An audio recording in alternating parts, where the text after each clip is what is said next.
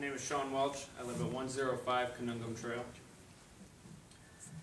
Thank you for the opportunity to come here before you this evening and speak in opposition of the proposed weapons-free zone ordinance. I have lived in Shelton my entire life. I went to school here. My son goes to school here. I'm a proud gun owner and a proud citizen and resident of the city of Shelton. I want to address some things that Alderman Finn was quoted as saying in the media over the past few weeks. And I don't mean to pick on you, sir, but you were one of the only ones to be quoted in the media. So I want to start by talking about schools. According to state statute and federal law, schools are already considered gun-free zones. How well did those laws do in stopping what happened in Sandy Hook? Now I know Alderman stated in the media that this ordinance wasn't brought on because of this tragedy. And it was a tragedy, don't get me wrong. But I find it too much of a coincidence that this comes out now, only a few months after this horrible tragedy and what the state is doing to our freedoms. In my opinion, Adam Lanza knew that Sandy Hook was a gun-free zone, and therefore was the path of least resistance. Now see, that's what these criminals do. They find easy targets. We all know the world today. There are people out there that are just sick. Section 53A-217B of the Connecticut State Statute makes it a Class D felony to possess a firearm or deadly weapon on, and I quote, the real property comprising a public or private elementary or secondary school, or at a school-sponsored activity. Now there are some exceptions to this, and those are when the firearm is legally possessed, either A, by a person for use in a program approved by school officials, or B, by a person in accordance with an agreement entered into between school officials and such person or such person's employer, or C, by a peace officer while engaging in the performance of such peace officer official duties, or D, by a person while traversing such school property for the purpose of gaining access to public or private lands open to hunting, or for other lawful purposes, provided such firearm is not loaded and the entry of such school property is permitted by the local and regional Board of Education.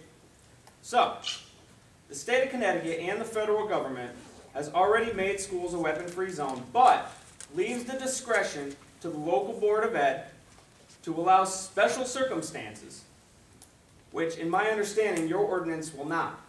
You say that's it, no weapons at all on school property.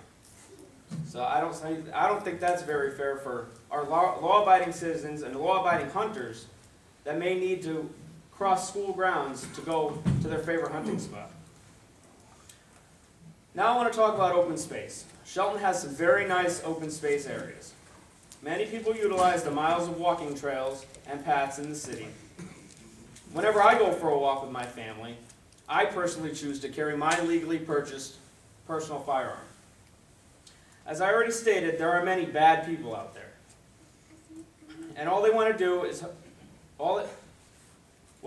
do is harm innocent strangers and even children. This is a sad fact. As much as I'm worried about those bad people, I'm also extremely concerned with the wildlife we have here in the city. As some people already brought up, we have coyotes. We've seen pictures of bobcats or mountain lions. I've never seen one myself, but people do believe that they're out there, and God knows what other creatures we have in these woods. I carry my firearm not so much for my personal protection, which I do, but I'm more concerned with the protection of my wife and children, as I'm sure everybody here would love to protect themselves as much as their family. Okay? I'm not going to just sit and wait for the police or animal control to come to my rescue when seconds count. I've experienced the police response in this city, and that's a whole other story altogether. Okay. Now I know there's already an ordinance in effect that prohibits the discharge of firearms in open space. And I want to make clear that when I leave the house, it is not my intent to fire my firearm. but I am prepared in case I am forced to use it for my protection or the protection of my family. My life and my family's lives are worth more than your $250 fine. Banning weapons from public buildings does nothing for safety. I want to address Alderman Finn's comments on the pistol safety class that was held at the community center, because that was in the media. I want the Alderman to clarify something for me and everybody here tonight. Sir, are you saying that you're opposed to residents learning how to safely handle and operate a firearm? Have you ever taken a gun safety class yourself? And why do you question the appropriateness of the event? How is any class that teaches safety inappropriate? I could understand if it was a class on how to shoot people, but that's not what it's about. In fact, there's no portion of the class that pertains to any kind of tactics or self-defense. It is strictly a class on how to safely operate, handle, and store a firearm. During the class, and I speak because I have friends that teach the NRA safety class, during the class, none of the firearms are loaded at any time. In fact, most of the instructors don't even bring the ammo into the same room as the firearms. They usually reserve that for when they go to the range and actually fire at a safe, certified range that they can do that. The fact is, this class was held in the basement of the community center. You were quoted in the Connecticut Post as saying, "I just don't feel that it's the proper place to hold these types of classes, especially since there's children in the building all the time." Alderman, if you really believe that children were in any danger at any time during that class, then you have been completely misinformed. Maybe you need to just sit in one of the classes to see what it's all about. I think you would actually learn a thing or two. In my opinion, it's a great class to offer the residents of the city of Shelton, and I would love to see more classes being offered. The more educated people there are, the safer we will all be. Alderman Finn was also quoted in the same article as saying, "We also had a person go into the city assessor's office last year and threaten to come back with a gun. This person would be facing criminal charges regardless of the ordinance."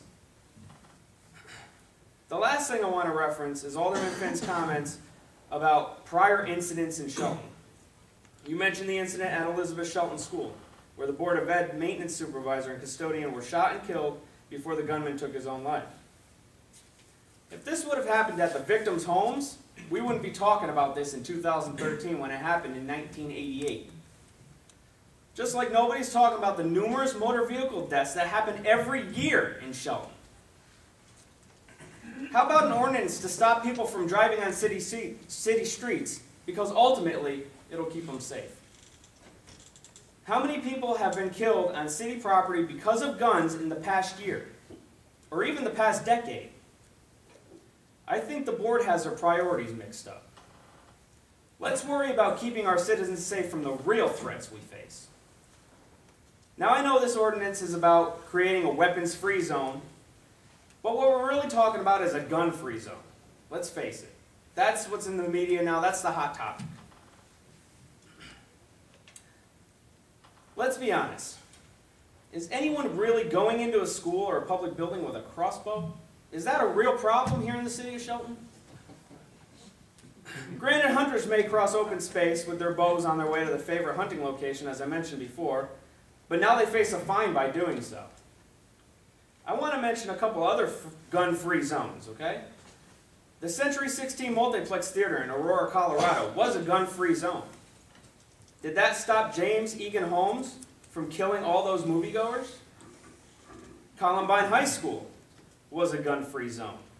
Did that stop Eric Harris and Dylan Klebold from murdering 15 of their fellow classmates? Sandy Hook Elementary School was a gun-free zone. Did that stop Adam Lanza from taking 26 innocent lives? The answer is no. These sick and twisted individuals had no regard for gun-free zones or laws or even human life. I doubt that they would have even cared about an ordinance and a $250 fine. But I will tell you what might have stopped them. A law-abiding gun owner. If a law-abiding gun owner was allowed to carry their concealed firearm, that might have made all the difference. Even if it only took the shooter's attention away for just a couple seconds, maybe more people would have gotten away. We have heard it everywhere lately. The only thing that stops a bad guy with a gun is a good guy with a gun. I urge this board to vote no on any ordinance that takes away any law-abiding citizen's God-given right to life, liberty, and the pursuit of happiness like this proposed ordinance does. By passing this ordinance, you make everyone a potential victim. We are not the criminals here. I thank you for your service to this great city and for allowing me the opportunity to come and speak to you tonight. Thank you. Thank you, sir.